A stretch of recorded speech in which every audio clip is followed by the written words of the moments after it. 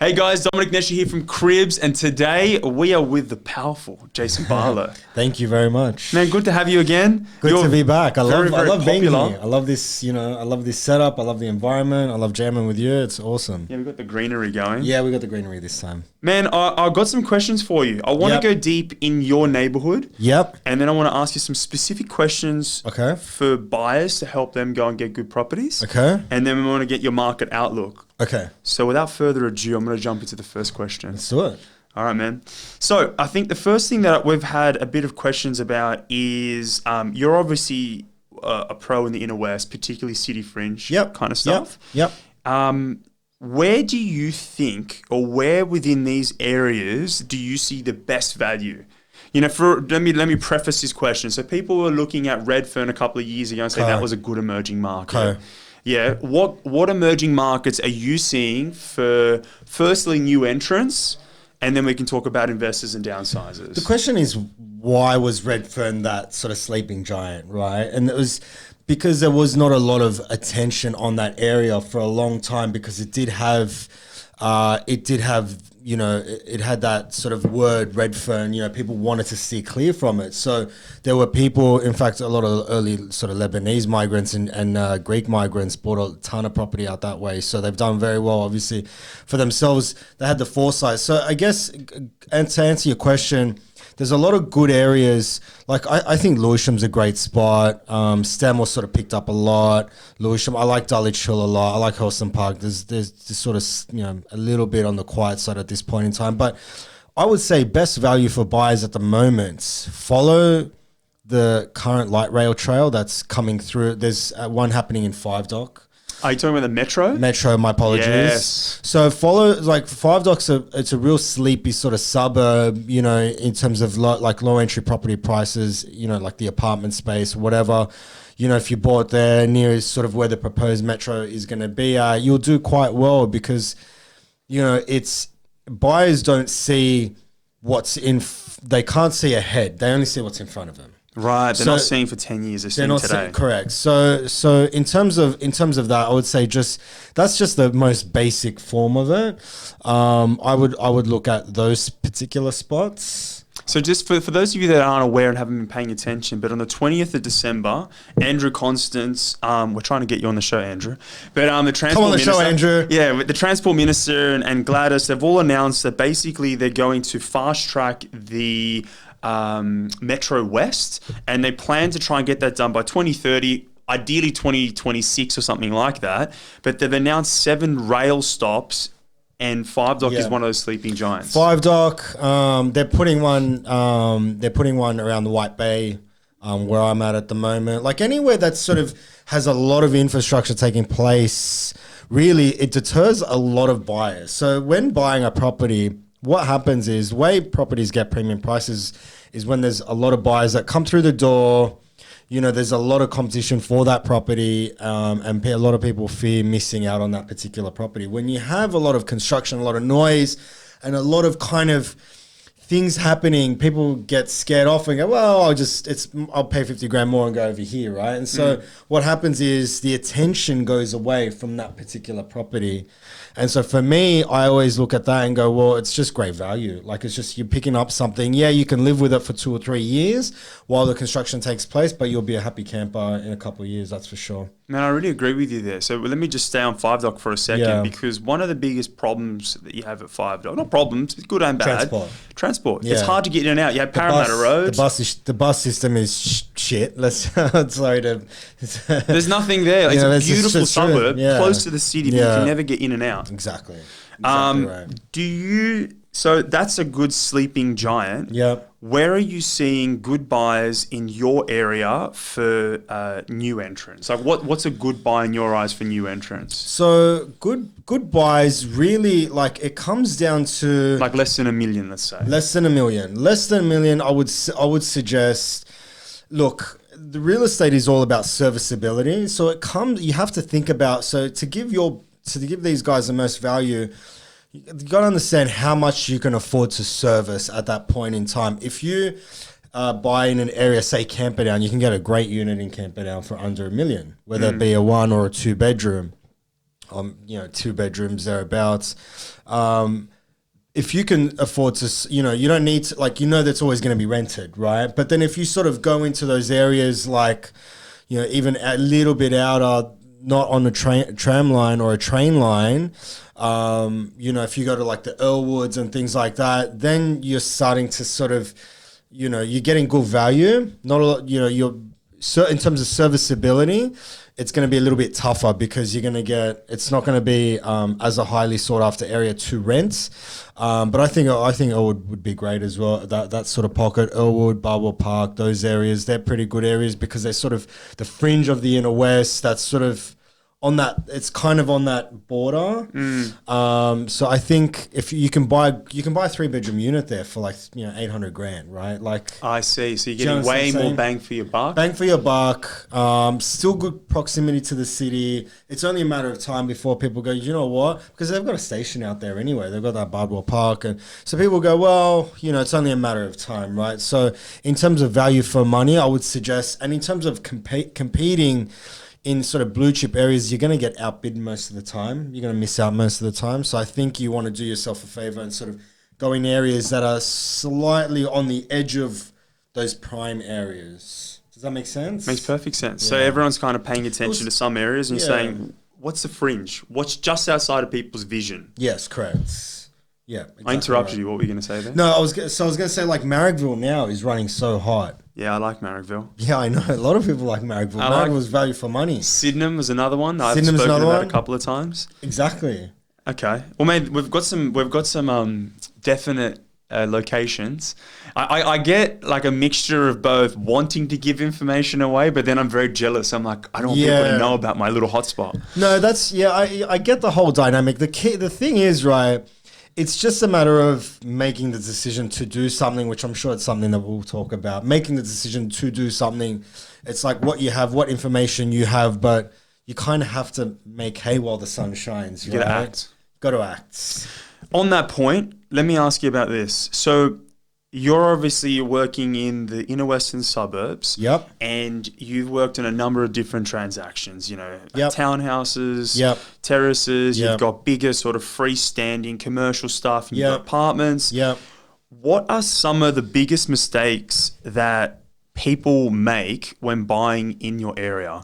So let me just try and preface that with a little bit. So it could be that they're buying something that's going to be more work than they realize, or they're not doing their homework in strata. Like, what kind of mistakes are you seeing that are common that people are falling into? What traps, what pitfalls? Great question. Number one, ready for this, is not buying. Okay. And that's the truth, right? Yeah, it's too expensive.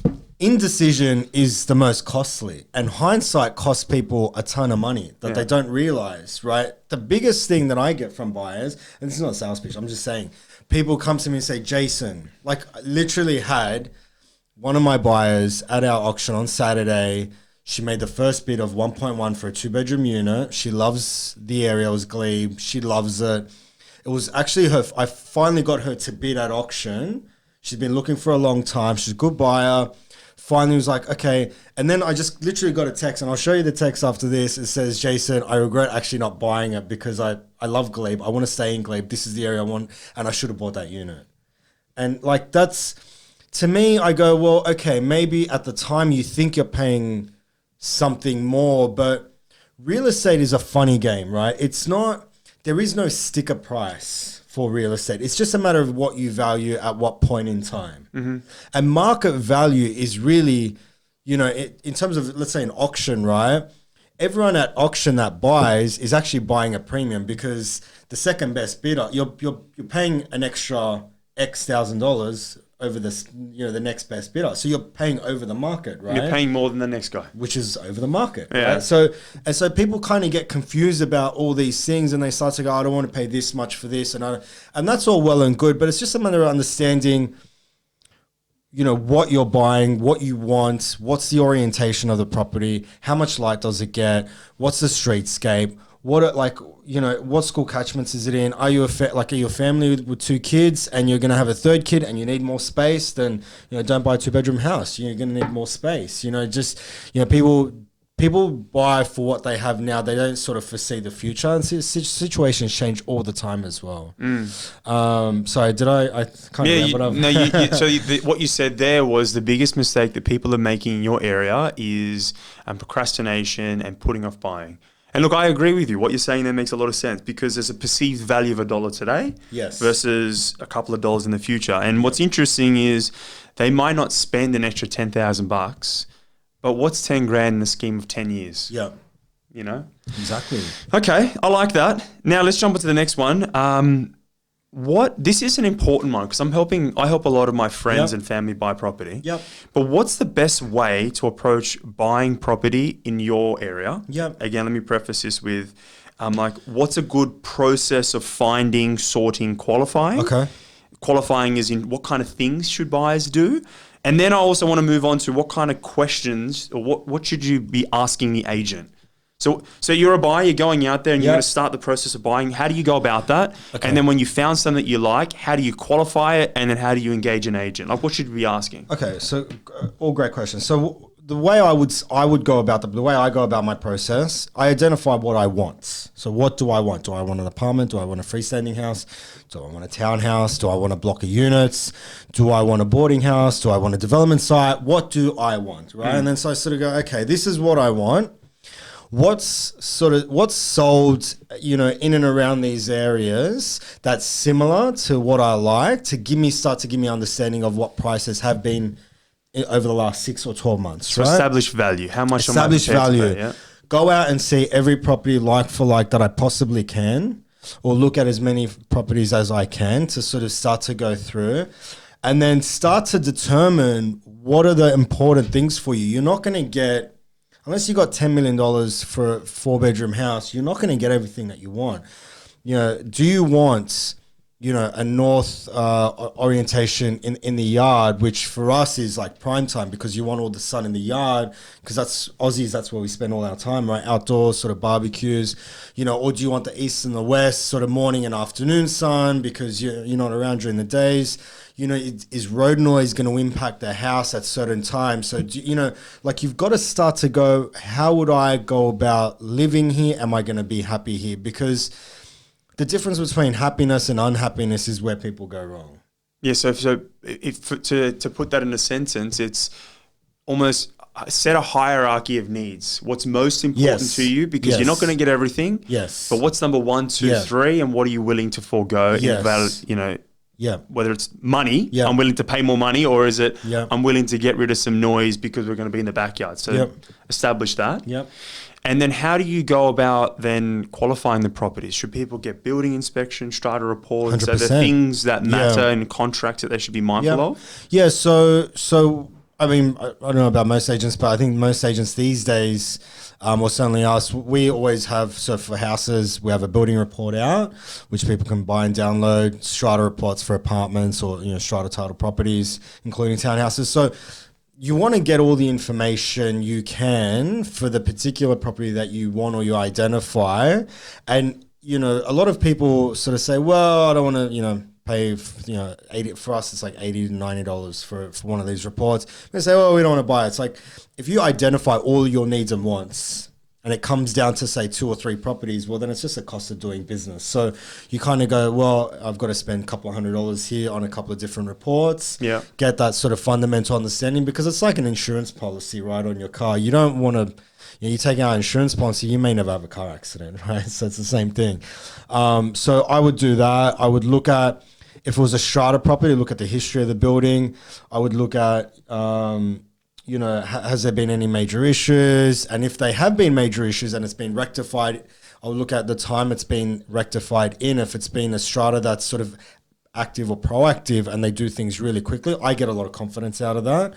So I think that's a really positive sign. So because there's always going to be issues no matter what you look at. Buildings always deteriorate. The old expression goes, my dad told me this, is land appreciates, buildings depreciate. Simple. Right? So buildings get wear and tear, they become worn and blah, blah, blah. It's just part of the natural progression, right? So part of that is it's okay to see that problems happen with building. Correct. It's see how the strata has allocated funds, Yes. how they've managed their resources, have they raised levies. Yeah. So that's why you're getting it, to see if there have been issues, how have they been rectified, Correct. how expensive, and is there room to then catch any issues in the future as well. Exactly. I like it. And then how do you engage these agents? Like, how do you, what should you be asking them? Like, some people say, oh, how many people have gone through the property? Or why is the person selling? What are the things that you think a buyer should be asking an agent, and why? So this is a great question. Like, asking questions first and foremost is the most important. You know, going into a property, if you start to make, you know, a lot of rookie buyers would come into our properties, like, you know, price points that we sell, you know, around that 800 or whatever, you know, people are going, start making statements about the area. Like, I think they're trying to deter us on price and things like that, which is, that's completely fine. But you're not going to get the information you need to help you make a successful purchase, right? So I would be asking questions around things that are, again, most important to me. So if there are issues with the building, hey, you know, obviously if that agent has done a lot of deals in that area, you know, maybe ask him, hey, have you seen anything else like this? How has it been rectified? Is there a solution? You know, where would you, you know, how do you point me in the right direction? Who are the people to talk to? Who are the experts? So, you know, we have, you know, in our area, there's some properties that have some subsidence. So like on one side, it sort of subsides because, you know, particularly around like sort of the inner west or Glebe, there were all these old, you know, it was all dirt roads, and it used to be like horses used to go on these roads, you know what I mean? And you see these big brick pits and yeah, exactly. And so you do get some subsidence, and that's okay. There are companies that have some, you know, real like genius solutions to this stuff, and it can be pretty inexpensive in the grand scheme of things. So just to clarify, subsidence is when it's falling down? When it's falling down, yeah. So there are simple solutions, but to some people, they freak out. And they're like, oh, and they talk themselves out of a deal. They say this is all too hard. When in reality, you know, these people could have bought a house for 1.3, 7, 8 years ago and spent, say, 30, 40,000 over the course of the last 5 years, and now they're selling their house for 2 mil, right? Do you know what I'm saying? So like, it's all hindsight is that's what I'm saying. Hindsight is what costs people a lot of money. People assume the worst when in reality, a building is always, you got to assume a building is always going to have its issues, and you just got to think, well, so it's not the first building in Australia that's going to have an issue. So certainly there's going to be a solution to that issue. So it's just a matter of asking the right questions to get the solutions that you need in order to help you make a deal. Okay, so it sounds like ask the agent about what kind of issues or things are happening with the property, but then also be courageous enough to ask the agent what kind of solutions have they seen in the past. Yeah.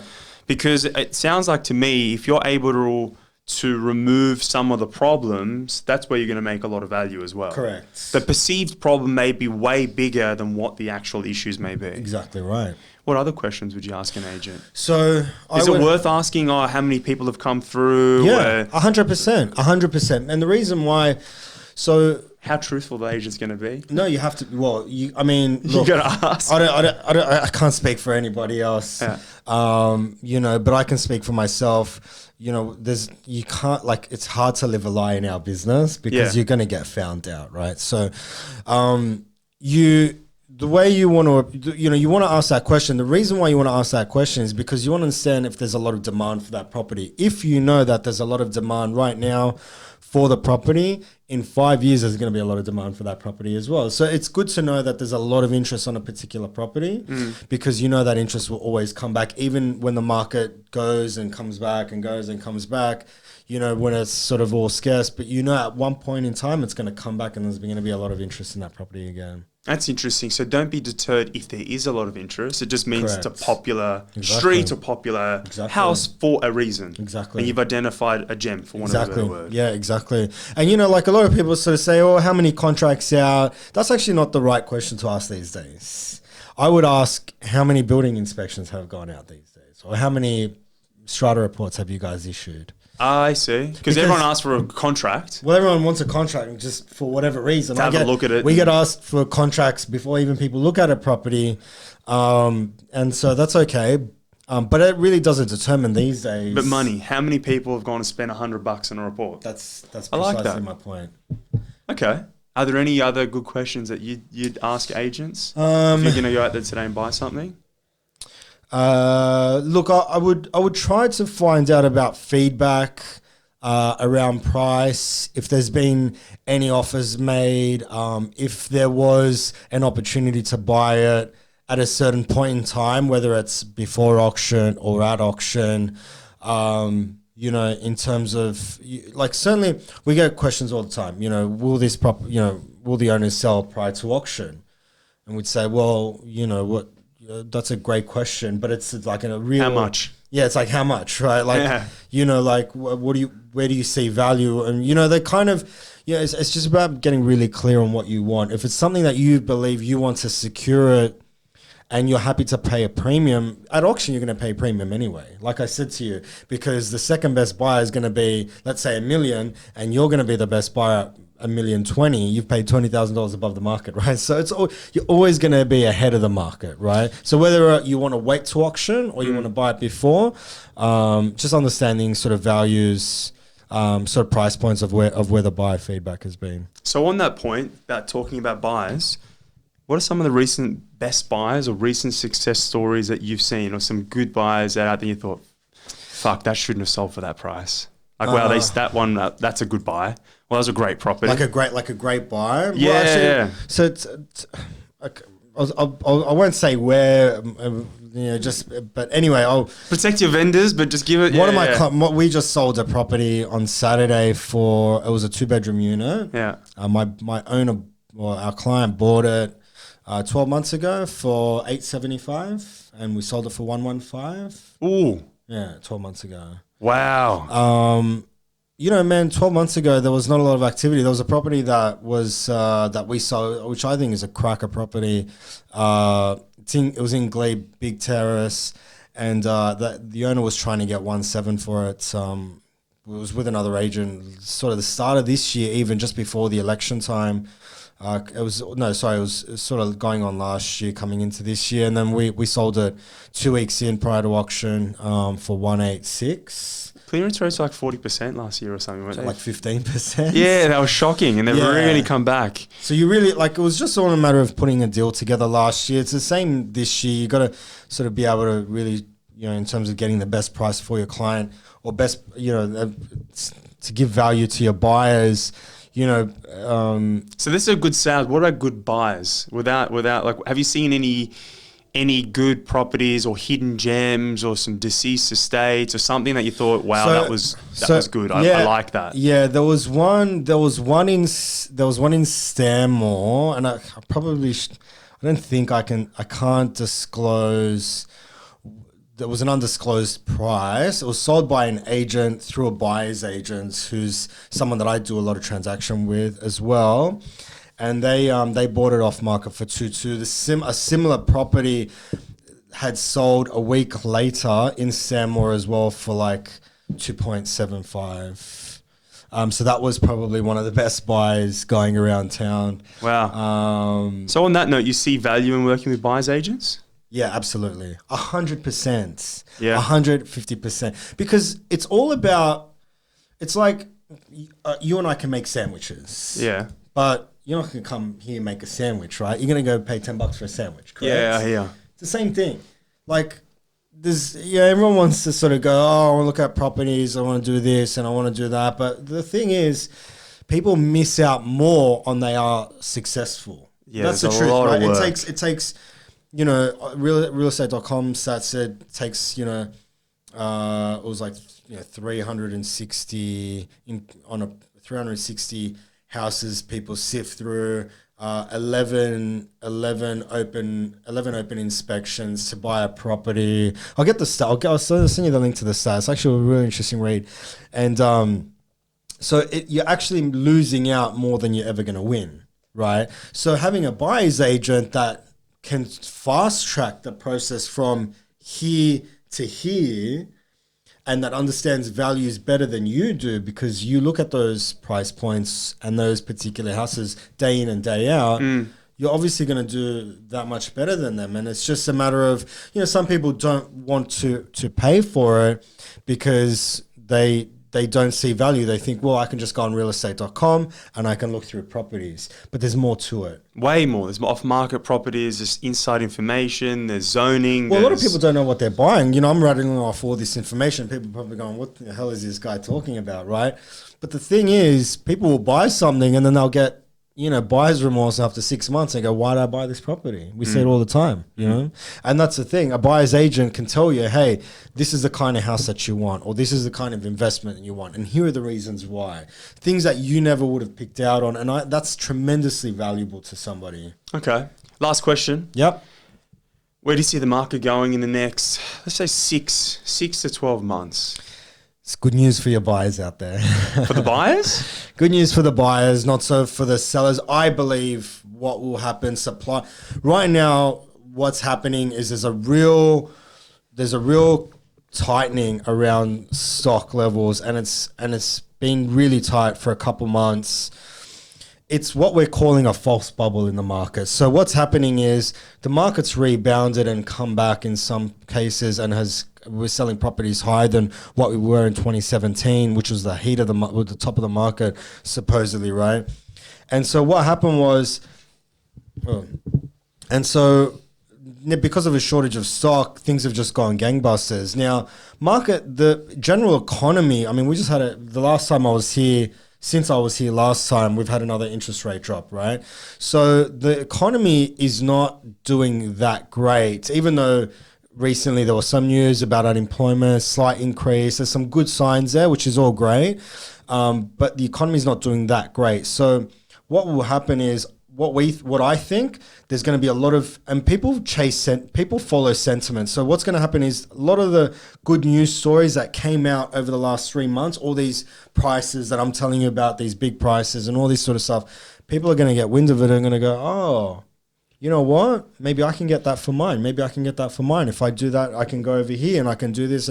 So once good news and more positivity comes back into the market, which it's already doing, and now we're starting to see it in the papers, in the domain, in REA, like everywhere you go, there's a lot of positivity. Come March, April, around that Easter time, we feel there's going to be a lot more stock. Well, I certainly feel there's going to be a lot more stock. Once more stock comes on the market, then prices are going to come back. Okay, so you think that good times, people are saying, hey, time to sell my property. There's going to be an increase in stock. The demand that's there is not going to meet the amount of supply. Yeah. And there will be a bit of once more supply comes into the market, there's going to be a fall in price for sure. Jason, thank you very much for your words of wisdom today. Thank you. Thanks for having me again. Catch you all later.